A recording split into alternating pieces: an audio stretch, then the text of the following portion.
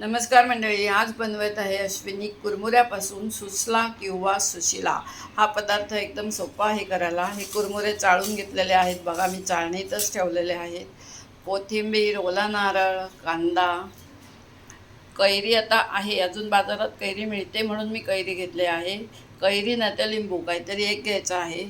हिरवी मिरची घेतली आहे, कढीलिंब घेतला आहे, शेंगदाणे घेतले आहेत। हे भाजलेले शेंगदाणे आहेत, कच्चे घेतलेत तर ते फोडणीमध्ये छानपैकी तळायचे। टोमॅटो घेतला आहे, तेल घेतलं आहे। फोडणीचं साहित्य मी इथे ठेवलेलं नाही आहे।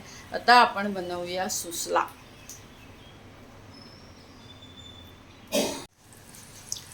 आपण बघा तेल तापवून घेतलेलं आहे, फोडणी केलेली आहे, मिरचीचा खाट उडलेला आहे। आता ह्याच्यात कांदा टोमॅटो घालून देऊया। हे बघा कुरमुरे पाण्यात आपण घालून घेतलेले आहेत। आता ते परत चाळणीत काढून घ्यायचे आहे।